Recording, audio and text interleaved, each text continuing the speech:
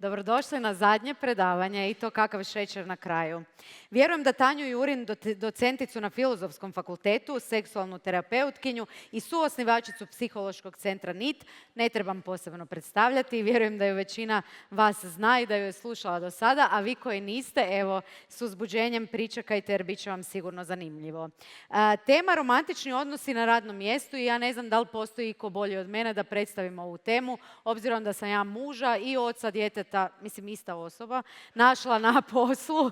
Mislim da evo, ja se sad samo nadam da će Tanja reći da je to super normalno i da je to dobro, jer ako kaže da je to velika greška, ne znam mogu li se sada rastati, imam li snage.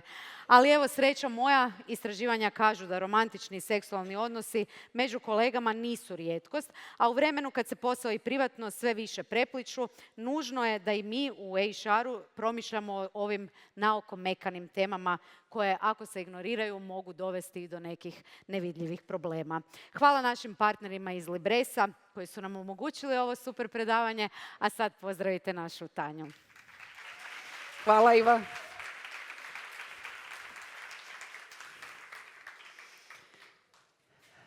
Dobar dan. Evo, zbilja mi je zadovoljstvo biti pred ovolikim brojem. Sve vas lijepo pozdravljam. Nadala sam se da ćete biti negdje na plaži, kupat se i da vas zbilja neće biti u ovolikom broju. To mi podiže ovu anksioznost, ali nadam se da ću se opustiti vrlo brzo. Zapravo, nekako mi je zadovoljstvo pričati o ovoj temi. Dugo sam promišljala na koji način ću krenuti i stalno sam se nekako mučila oko toga iz koje perspektive bih htjela govoriti. Naravno, ovdje je više perspektiva i vi ćete vjerojatno slušati ovu priču iz različitih. Malo iz pozicije nekog ko je HR i odgovoran je za međuljudske odnose na poslu, malo kao neko ko je možda u partnerskom odnosu sa nekim sa posla, ili možda ste kolega koji sa strane gleda neke druge odnose na poslu i to mu možda smeta ili mu ne smeta ili kako god. Pa uzmite što vam je drago, samo slušajte negdje možda sa otvorenim ušima, jer ko zna, možda sutra na poslu negdje iza ugla vas čeka ljubav. Ono što bih zapravo htjela reći je da sam jučer na ovom tulumu, odnosno partiju, upoznala kolegu i naravno kada pričamo o tome ko drži koje predavanje, ja sam rekla koje držim predavanje i on je onako prilično sramežljivo rekao: ja sam svoju ženu upoznao na poslu sa brzo malom isprikom, ali zapravo ju znam od faksa. Kao da nije bilo primjereno da je ženu upoznao na poslu. I eto, priču ću vam malo kasnije reći kako priča ima nastavak. Kolegi neću odati identitet, ali ako je ovdje, pozdravljam ga. Neću puno ništa reći detalja više od ovoga. Tako da zanimljivo je sve skupa to opažati, ali ono što zapravo, zašto vam pričam taj naš razgovor jučerašnji, je zato što on nosi sa sobom negdje u pozadini onaj stav koji svi mi negdje imamo oko tih veza na odnosu, o odnosima na poslu, a to je nekako najbolje možda opjevano u jednoj stranoj narodnoj poslovici. Ispričajte me što ću psovati, ali don't shit where you eat. I zapravo, s jedne strane, rekli bismo, ako možete, nemojte vi imati nikog na poslu, međutim, to je nemoguće. Ono što kompanije, odnosno svi mi radimo kada radimo u nekoj organizaciji, pokušavamo imati dobre odnose. I ja mislim da se organizacija HR posebno trudi napraviti takvu atmosferu, pa zapravo organizirate partije za svoje zaposlenike, tamo im točite alkohol kao najbolji socijalni lubrikant, da podmažete dobro odnose, da bi timovi što bolje funkcionirali. Međutim, to je sve jako poželjno. To nam povećava produktivnost. Mi želimo da se zaposlenici na poslu osjećaju kao da im je to drugi dom. Ali onda kada je u pitanju partnerski odnosi, onda negdje zapravo postavljamo granicu i kako koja kompanija, kako ima koja pravila, ali postavljamo neku granicu i odjednom nam ono što smo htjeli da bude više od kolege možda bude previše. Ono što sam zapravo htjela reći je, odnosno pitati vas malo, sada se razgibate, obzirom da niste odlučili plivati. Ono što bih htjela pitati je ko od vas poznaje osobu koja je bila u vezi sa kolegom s posla? Ajde, ne budite toliko sramežljivi. Ok, svi. Barem jednu, ako ne i više, jel da? Ok. E sad, malo intimnije pitanje. Ko je od vas ikad bio u vezi sa osobom sa posla? Iva je priznala. Evo, dižu ruke, hrabro. Ok. Ja nisam digla ruku, ja sam s filozofskog, pa razumijete zašto. Ok. Ali među vama brojni, znači na prvo pitanje su ruke lako išle gore, na drugo pitanje su ruke išle sramežljivo gore. Imamo neku zadršku oko toga, možda vam sa strane sjedi partner vaš pa nije zgodno dignuti ruku, ali je u svakom slučaju to jasno odražava nekakav stav. Međutim, evo neki hrabri koji su digli ruku, mogu im reći sve je to u redu, sve je to normalno, ali ono što zapravo znamo je da partnere upoznajemo i na poslu. U pravilu, gdje sve upoznajemo partnere, danas jako dobro znate da su društvene mreže, da su online dating aplikacije nešto gdje se ljudi zapravo nalaze. I naravno da upoznajemo i na drugim mjestima, a posao je 4. po redu mjesto učestalosti pronalaska partnera. Za razliku od online upoznavanja partnera, gdje je prilično teško, selekciju radite sami, radite ju satima, svajpate, vrtite, radite nešto, dejtate, dopisujete se, pa ne. Istraživanja pokazuju da su zapravo ljudi danas izjavljuju o nečem što je zamor od bavljenja dating aplikacijama, te onda pale aplikacije, odustaju s aplikacija, pa opet idu na aplikacije i to je jedan mukotrpan posao. Na poslu je možda lakše. Zašto? Pa HR obavi prvu selekciju. Jel tako? I zapravo se postavlja pitanje zašto posao i ne bi predstavljao najbolje lovno područje. Jel vi vidite u prezentaciju? Ja možda previše ja ću na ovu stranu među slova. Evo, ovako. Dakle, možda nam zapravo posao predstavlja to neko dobro mjesto gdje bismo trebali naći partnera. Ja ću reći zašto.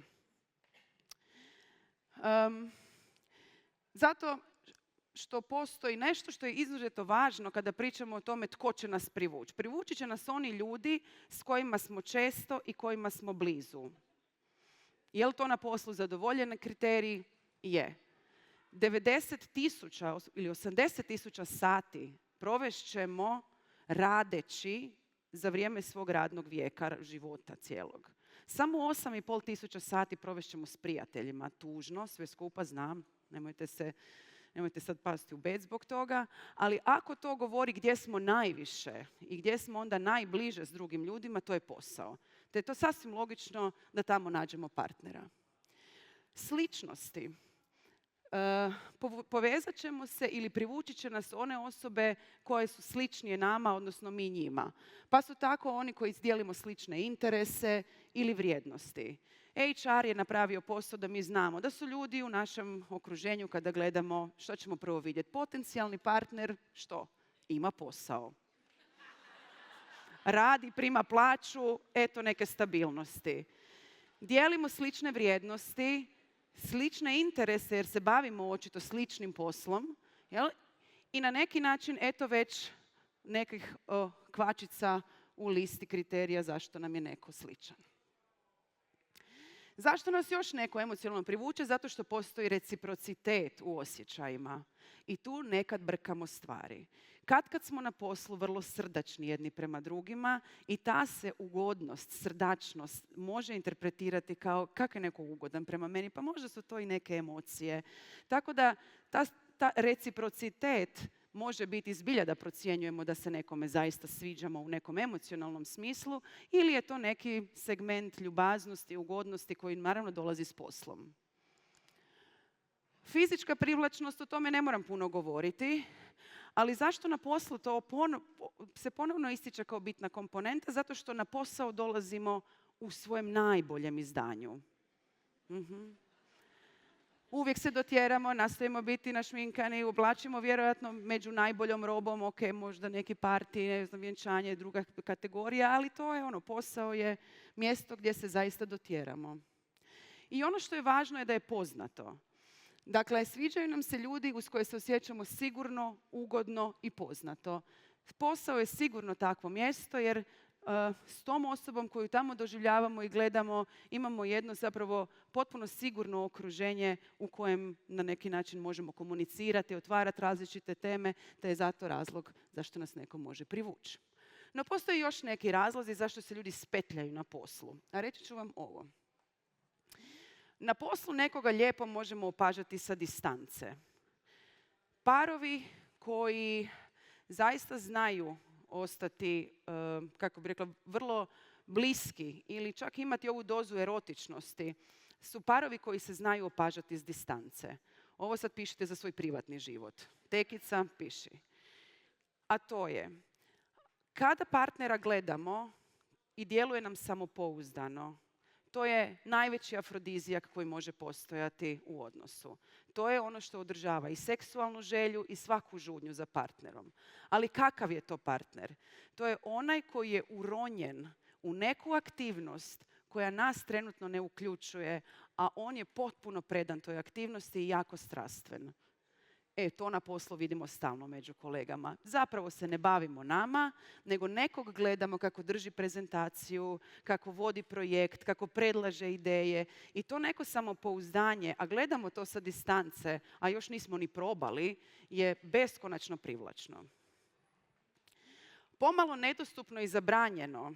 Vi ste sami rekli, sad ja ne znam jel to sam smjela, jel to nisam smio, ali suzdržavamo se od toga da ne uđemo. Sad tu je na dijelu nešto što ću ja malo dati psihologiju, odnosno pozadine tome, a to je sljedeće.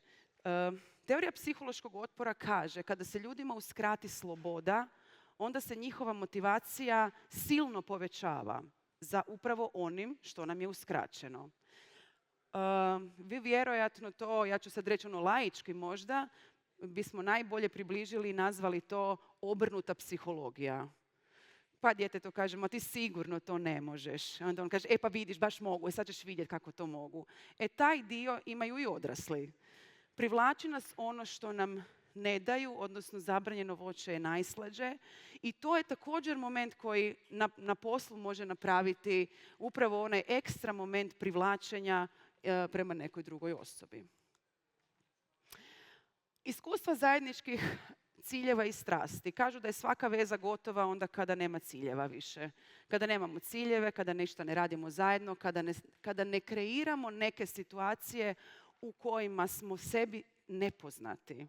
Na poslu je to stalno. Stalno imamo neke ciljeve ispred sebe, stalno nešto rješavamo, stalno smo izloženi nekakvoj kombinaciji da je pred nama nešto u čemu se možda ne poznamo sa tim kolegom najbolje, pa ćemo se kroz to dodatno upoznati. I zajednički stres, problemi, podrška i rješenje. Kada smo u problemima i kada probleme prevladamo, to posebno povezuje. Nisu problematični oni odnosi u kojima ima svađa, nego su problematični oni odnosi u kojima uopće nema svađa ili ima samo svađa bez da dođe do popravka odnosa. U ovom segmentu mi zapravo dolazimo u nekakve sukobe, frustracije i tako dalje. I kada ih prevaziđemo sa nekim kolegom ili kolegicom, to je moment u kojem to također malo doda začina u to što se kuha između dvoje ljudi. Ok, kako sam sad sve opisala, čini se da bi vas lijepo zamolila da svi nađete partnere na poslu, ali bude i nekih drugih stvari koje ću izreći, pa čekajte malo još. Malo vas je relativno diglo brojke u odnosu na ono što statistike kažu. Kad sam vas pitala koliko vas je bilo s nekim u vezi ili bilo kakvom obliku odnosa seksualno-romantičnog sa nekim s posla. Pa sad ovako, istraživanja kažu da je 60% zaposlenika imalo barem jedan romantični ili seksualni odnos sa osobom s posla. To je veliki broj. Pogledajte, pobrojite broj ljudi na vašem poslu i sad podijelite sa 2 i toliko parova imate. Da. Svaki četvrti ili svaki drugi od tih odnosa završit će brakom. Od svih afera koje se događaju, odnosno preljuba iz primarnog odnosa, znači govorimo sada o imanju nekog izvanbračnog ili izvanpartnerskog novog nekog, jel? 85% tih afera događa se sa kolegom s posla. Polovica ljudi promijenit će posao bez da vi to kao HR znate zbog toga jer želi dejtat nekog s posla. Već je iščitao nepisano društveno pravilo da možda bi to radilo probleme. Idem ča, ljubav mi je važnija od posla ili karijere. I samo gotovo svaki peti izvještava o tome da ima neke negativne posljedice, taj romantični odnos da ima negativne posljedice na njegovu ili njezinu karijeru. Kada pričamo i kada smo sa svima kojima sam pričala, hvala svima kojima sam dosađivala u posljednje vrijeme, kada sam pitala, svi su zapravo rekli onu rečenicu koju i mi možemo sada reći, naravno da ovisi koji je odnos i naravno da ovisi o puno čimbenika. Pa ajmo vidjeti koji čimbenici su to. Jedno je znači ulazak u odnos sa nekim određenim motivom. Ako je motiv ljubav, ako je iskrena želja za dugotrajnom vezom i emocionalnom povezanošću, stvari svakako mogu poći po krivu, ali odgovor je odličan motiv. Međutim, postoje i drugi motivi. Jedno se zovu ego motivi, ja sam i tako nekako, literatura ih tako nekako ističe.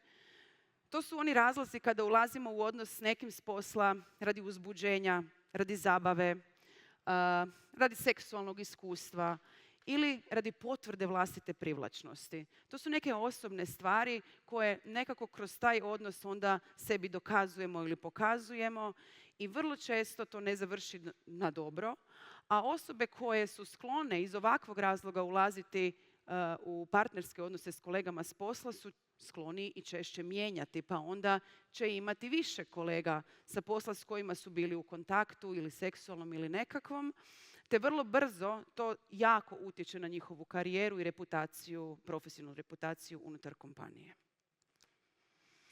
Naravno, postoje i oni, rekli bismo, možda najteži ili najgori motivi, neki bi rekli da možda i nisu, ali to su poslovni motivi, to je želja za napredovanjem, sigurnošću, moći, financijskim koristima. To je onako prilično onako pravo makijavelistički, radim ovo da bi mi se u karijeri dogodilo nešto, nema nikakve veze sa mojim ni privlačnošću prema toj osobi i tako dalje.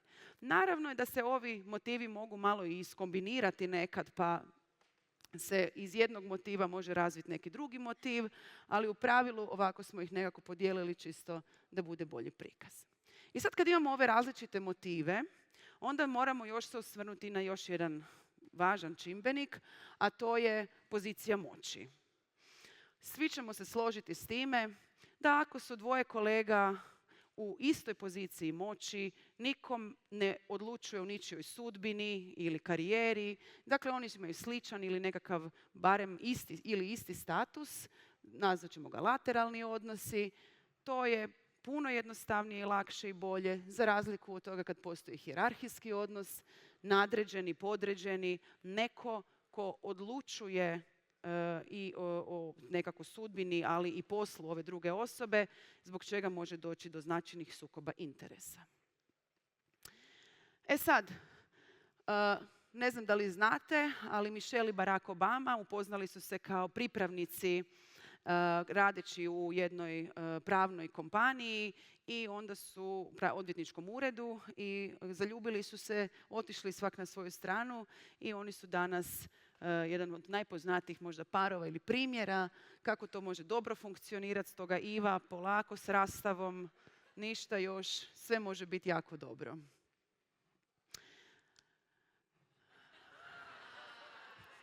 Svima poznat par čija sličnost ili slični interes nalazi se u interesu prema glazbi Coldplaya, ali i nekim vjerojatno drugim stvarima. je zapravo par koji je bio u nadređenom ili nadređeni podređeni odnos, ali zapravo možemo, ajde recimo, pretpostavljati iz toga gdje su bili i kako su se zabavljali, da je možda riječ o ljubavnom odnosu u kojem se priča sad rasplila na svakakve načine. Ona rastala se, on dobio otkaz, kako god. E sad, primjer za osobu koja je iz nekih ego motiva ušla ili poslovnih motiva, a da su isti u rangu baš i nema u javnom životu. Međutim, često se u literaturi spominju dvoje glumaca koji su se upoznali na nekom setu, malo su se spanđali radi bolje medijske promocije filma, pa je to imalo nekako smisla. To bi bio taj neki primjer, ali da baš vam imam neki konkretan par nemam, ali ako vi imate, slobodno recite. Smislite do kraja predavanja. I zapravo možda najteži, i sad ću biti vrlo ozbiljna oko toga, primjer u kojem je zapravo pozicija moći znatno narušena, a zapravo motiv iz kojeg se ušlo u takav odnos je bio ego motiv. U ovakvim odnosima potrebno je izrazito paziti. Ja bih rekla svakako da bi takve odnose trebalo izrazito regulirati, paziti na njih, ali ne iz pozicije zabrane, koliko iz pozicije zaštite svakog pojedinca. Iz ovakvih primjera vjerojatno smo svi slušali ružne priče o tome da je osoba koja je načelno pristala na odnos sa osobom sa puno većom pozicijom moći na kraju osjećala seksualnu iskorištenost, da je se to moglo tretirati kao seksualno nasilje ili zlostavljanje, da je kasnije iz toga cijeli Me Too pokret imao što reći i otvorila su se brojna pitanja ženskih prava i tako dalje, jer obično je to bilo nešto pristranije na stranu muškaraca u većoj poziciji moći. Ali s druge strane isto tako, kada se u ovakvoj situaciji dogodi raskid ili takav odnos prestane, a oni uglavnom i počinju ne zato da bi trajali, je razlog kojem na neki način i muškarci ili onaj koji je u većoj poziciji može gadno nagrbusiti kasnije. Upravo zato što kada dođe do prekida, a neko odlučuje o nečijoj sudbini, karijerom dalje i kaže ne može sada ovo ili ono, onda taj se može pozvati i reći ja sam sada namjerno mobizirana ili zaustavljena u karijeri jer više nisam htjela biti u odnosu ili šta god se tu dogodilo. Znači to su vrlo teški i složeni odnosi u tom trenutku i poseban je oprez oko toga. Kolega s početka priče je onako tiho nakon sveg razgovora o tome da je u braku sa kolegicom s koju je upoznao na poslu, rekao je i mi smo tu vezu tajili u toj firmi. Nikome nismo rekli da smo u vezi. To upravo govori o možda i pametnoj anticipaciji toga da će par biti u problemima ili pojedinac, možda u problemima zbog toga ako kaže na poslu da je u vezi. 4 od 10 parova skriva vezu ili ne prijavljuje nekome, najčešće HR-u, ako je to potrebno. Okay? Ne prijavi. Naravno onda i skriva. U tome leži poseban problem jer se ljudi kada skrivaju jedan važan dio svog života, onda i osjećaju tako da se ne mogu povezati. Da kada se ujutro priča o tome ko je gdje bio na planinarenju ili negdje, u pravilu pripadnici gej populacije koji se nisu autali onda šute jer ne mogu reći ja sam s mužem isto bio ili sa ženom i nas dvojica smo bili, nas dvije smo bile, dok drugi svi prepričavaju dogodovštine sa mužem, sa djecom, sa ženom, sa nečim. I zapravo ovo je samo jedan onako mali primjer toga gdje skrivanje može dovesti do toga da se osjećamo izolirano, udaljeno, a to nikako ne želimo da se tako naši zaposlenici ili ljudi osjećaju. Ok. I sad kad dolazimo malo do posljedica toga što se zapravo sve događa kada su ljudi u odnosu. Recimo da s jedne strane pričamo o jednom zdravom odnosu, single ljudi koji su u vezi i koji su u nekoj vezi iz motiva nekakvog ljubavi ili s druge strane koji su u nekakvom sličnom statusu, dakle nema hijerarhijskog različitog odnosa. Ono što istraživanje pokazuje da to ima benefite za vašu organizaciju. Pa kakve? Tim u kojem postoji bračni par kažu da je kreativniji, znači bolja kreativnost, da takvi pojedinci ili parovi stvaraju ugodnije radno okruženje, da su zadovoljniji zaposlenici i da generalno veća produktivnost. Znači, tražiti parove u timu, dobre parove. Međutim, kada su stvari iz različitih krivih motiva ili hijerarhijskih odnosa ili zapravo pojedinaca koji su sami po sebi teške strukture gdje je odnos vrlo narušen i težak da neće preživjeti, pa onda imamo puno nekakvih sukoba i svega, moguće je da se javi sukob interesa. Da imamo konflikt između toga kada trebamo donijeti odluku poslovnu koja baš neće ići u prilog mom partneru. I tu nastaju problemi. Kada imamo velike probleme, na para koji radi zajedno može doći do slabijeg radnog angažmana. Teško je posvađati se kući i ne otići na posao malo da se odmoriš, nego ga onda još tamo dočekaš i gledaš. Favoriziranje. Ideja je da jednostavno kada nekog volite, pa želite mu malo podijeliti više informacija, što ste čuli novo i tako dalje. Tako da oni s kojima niste u vezi nisu u jednakoj poziciji kao taj vaš partner. I naravno najgori oblik je kada govorimo o tome da treba biti pristanak, ali pristanak niti ne možemo dati ako smo u različitim hijerarhijskim pozicijama. To je kao da kažete da netko tko ne može dati pristanak daje. Jel? Kada ste u alkoholiziranom stanju ne možete dati pristanak. Kada ste dijete ne možete dati pristanak. Kada ste van svijesti ne možete dati pristanak na nešto. I kada ste u poziciji u kojoj ste hijerarhijski ne možete dati pristanak jer ne znate na šta točno sve pristajete. Negativni učinci na kolege. Dakle, kolege koji gledaju parove na poslu često slušaju tračeve, čuli su tračeve o kolegama, onda su bili ometeni zapravo zbog njihovih romantičnih odnosa na radnom mjestu, svjedočili su favoriziranju zbog veze između kolega, znači taj dio im je problem.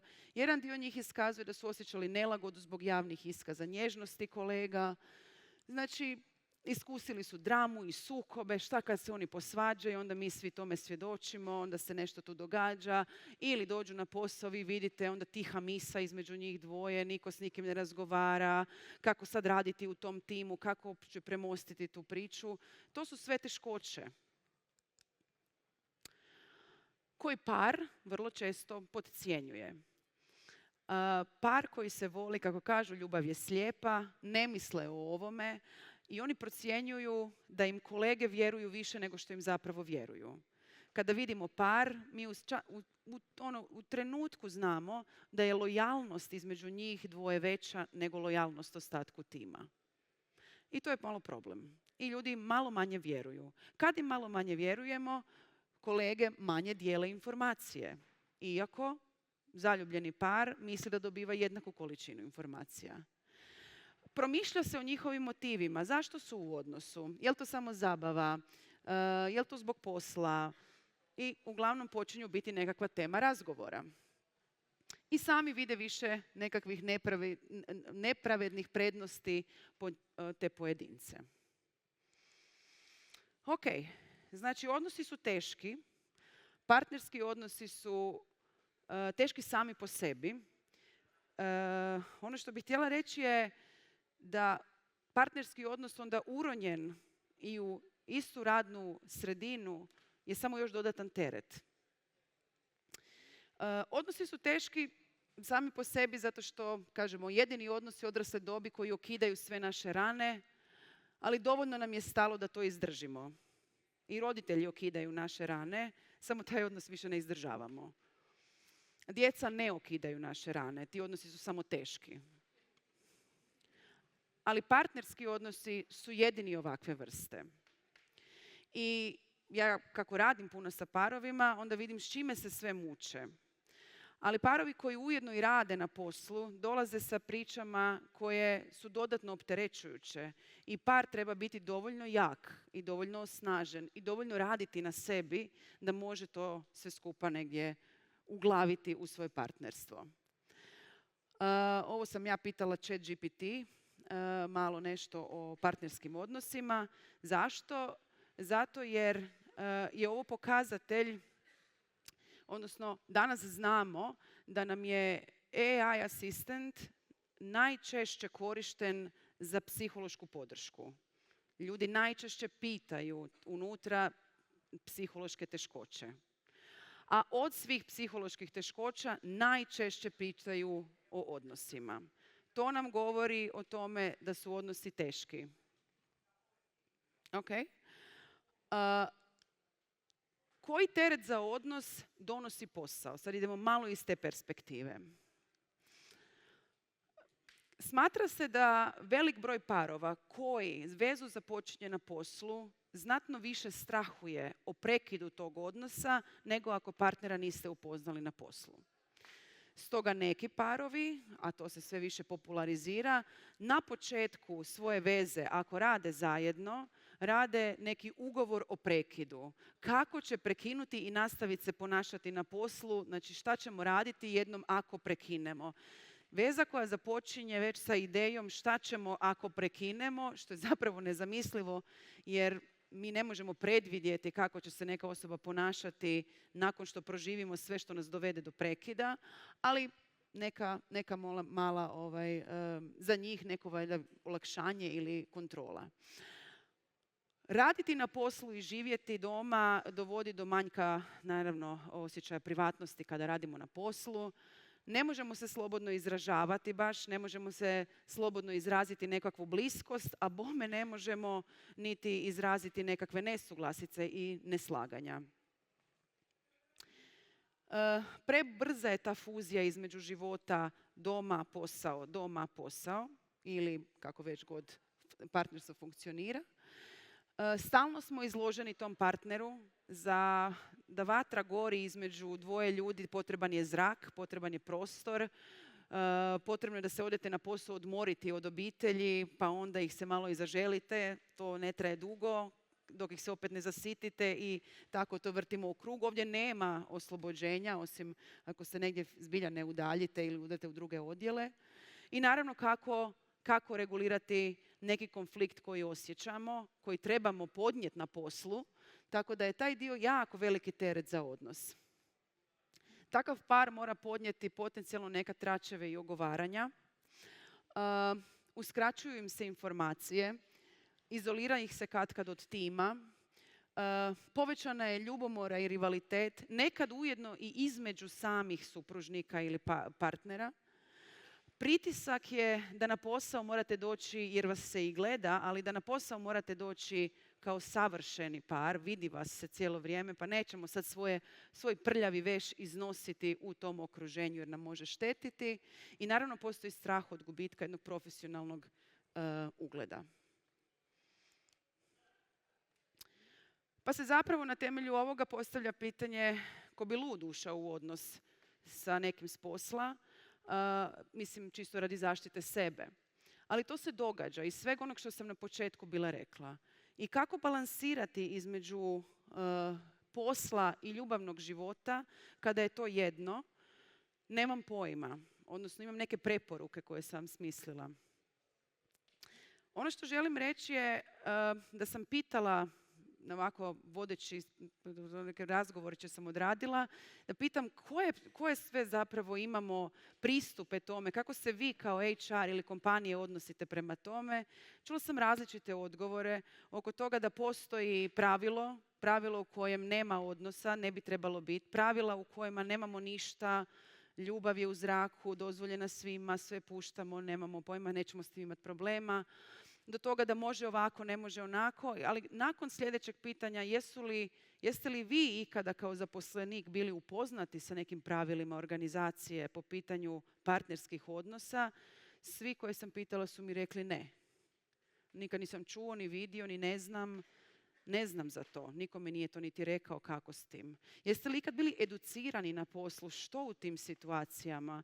Da li organizacija može pružiti podršku? Ni to nisam dobila kao odgovor da se uopće o tome nekako vodi računa. Možda nisam pitala sve, možda ima svijetlih primjera, reći ćete vi. Ali nisam niti za to da je sve prepušteno nekako kako god došlo ili da se strogo regulira. Ja ću reći što ja bih dala kao preporuke svima, organizaciji, pojedincu, ali i paru.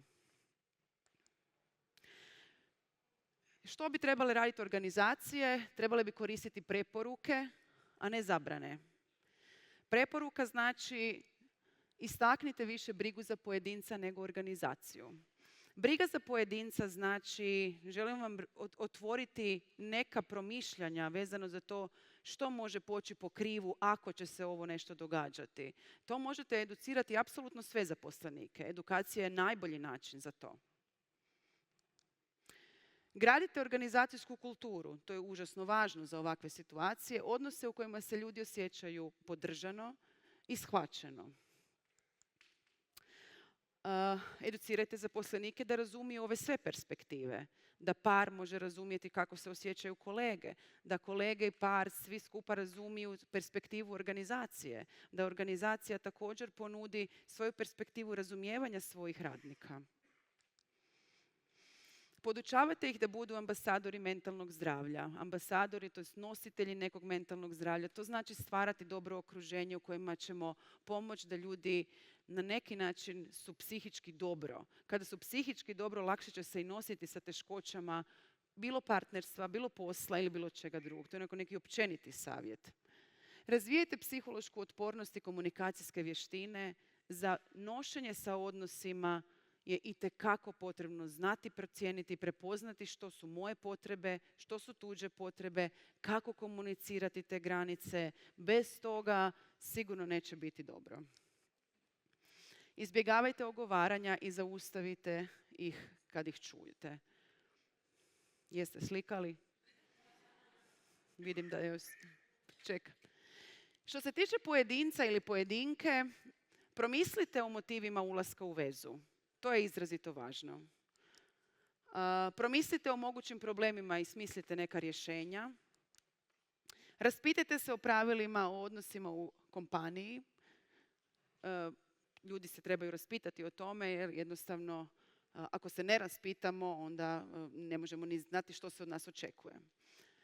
Ovaj dio je ono što sam naspomenula, to je vodite računa o obostranom pristanku na odnos. Obostrani pristanak na odnos je izuzetno važno, čuva i vas i drugu osobu. Radite na svojoj psihološkoj dobrobiti, upustite se u odnos, drugačije sigurno nećete znati hoćete li biti prva dama. Tražite podršku, budite otvoreni, upravljajte informacijama o vašem odnosu. Najgore što možete ili nije dobro dugoročno skrivati odnos. To predstavlja poseban teret. Što par može? Komunicirajte probleme vezane za odnos ili posao. Par mora razumjeti koji su sve tereti koji će opteretiti dodatno odnos zbog toga jer se i radi zajedno. Zajedno na poslu znači dodatno raditi na partnerstvu. Ekstra posao. Radite onaj da partnerstvo preživi anyhow. Ovo je dodatak. Neslaganje oko posla ili na poslu ne znači nužno odbacivanje, neuvažavanje, nepoštivanje mene kao partnera ili nevoljenje. Kao ti mene ne voliš više, ti si tamo rekao ovo ili ono. Radite na sebi i svojim lošim obrascima. Provjeravajte s partnerom, nemojte pretpostavljati. I aktivno se trudite ne nositi posao kući, iako vas on povezuje. Ako baš morate popričati još nešto dodatno o poslu, stavite neki tajmer i nakon 10 minuta kada odzvoni, kažete sad dosta, zbilja to ostavljamo sa strane. Da se vratim na kolegu sa početka priče. Kolega je rekao da, iako mu je jako zanimljivo na ovom vikendu, on neće biti sutra ovdje, odlazi kući jer sutra je njima godišnjica braka. Da li vikend ili godišnjica braka, on je odabrao ono što je njemu važnije. Nadam se da se neće naljutiti ako još ovdje da sam to sve skupa rekla. Ako je, pozdravljam ga i želim mu sretnu godišnjicu braka. Hvala na pažnji.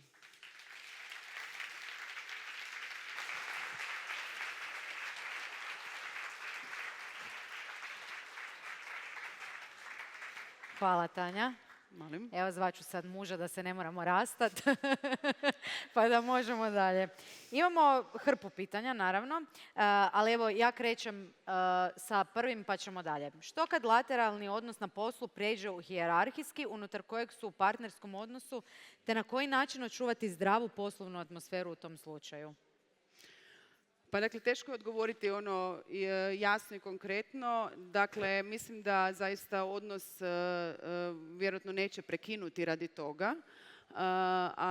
Bilo bi mi žao da hoće, ali ono što treba je zaista vidjeti ko u kompaniji može pomoći sa time. Dakle, da li se zna da su oni u vezi i tko im, najčešće to bude HR, ali bilo tko od njihovog neki još nadređeni od povjerenja ko može pomoći njima da zapravo nekako tu novu rolu uklope u to ko kome tu će odgovarati i tko će ko procjenjivati i na koji način će se zapravo taj proces voditi. Mogu li dobiti ekstra pomoć oko toga da se na neki način smanji pristranost koja će se sigurno javiti kada su sada u novim pozicijama.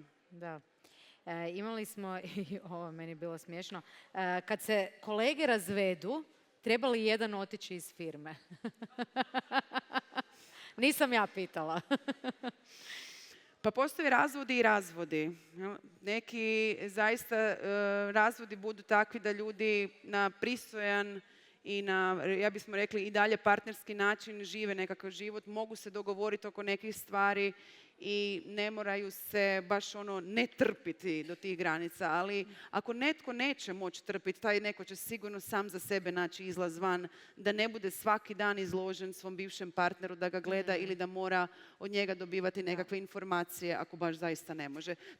Tu neće možda ići zaštita toliko kompanije ili nekakvog mjesta, već više sebe i svojih potreba da ne budem svaki dan izložena osobi s kojim zaista ne mogu jer nisam mogla ni u braku, a niti poslovno ne možemo onda negdje biti u kontaktu više. Iako je to individualno sve. Bilo je dosta tih individualnih pitanja, tako da vjerujem da će to Tanja možda u nekom uz cugu negdje odgovoriti. Ali evo jedno možda koje je ovako više HR-ovsko. Kako napraviti balans između stvaranja pozitivnog okruženja u kojem se njeguje mentalno zdravlje, imajući na vidu da takvo okruženje može daleko više da doprinese stvaranju partnerskih odnosa između kolega na poslu zbog potrebe da su ti ljudi zajedno druže, da imaju team building i tako dalje. Nemam pojma. Ali ovo je sad prikazano kao da je loše da se druže. Pa mislim, kako napraviti balans između stvaranja pozitivnog okruženja, imajući u vidu okruženje može daleko više da doprinese stvaranju partnerskih odnosa. Nemam pojma, zaista mislim da je teško mi je odgovoriti na ovako nekakvo pitanje kako uopće napraviti nekakav balans u kojem se nešto njeguje, a s druge strane što treba se poticati. Mislim, baš je nekako Da. Mislim da sigurno je pitanje išlo i u tom smjeru da ukoliko u firmi njegujemo takve odnose među kolegama i da se svi više družimo i privatno i da ostanemo i tako dalje, da onda vjerojatno se na taj način potakne. Ali mislim da si dobro odgovorila da treba zapravo više onda raditi na onoj drugoj strani nekakvih ne zabrani, nego nekakvih zapravo pristupa informacijama da pomognemo ljudima koji se možda nađu u situaciji pa ne znaju kako bi se s time nosili. Mislim, jednostavno treba prihvatiti posljedicu da će sve ono što radimo, da se ljudi zbliže, sigurno dovesti i kad i ne radimo na tome da se ljudi zbliže, ljudi će se zbližiti sami u nekom trenutku. Tako da nije na nama da to zapravo radimo balans između toga, nego da pustimo ljude, ali da onda im damo sve moguće alate da navigiraju dobro taj svoj odnos, a da nekako, ja bih rekla, ciljevi ili ono što kompanija ima na umu jednako tako bude očuvano, pošteđeno na neki način. To je jedino. I evo još jedno pitanje. Da li je manje povoljno raditi za kompaniju čiji su vlasnici i bračni partneri?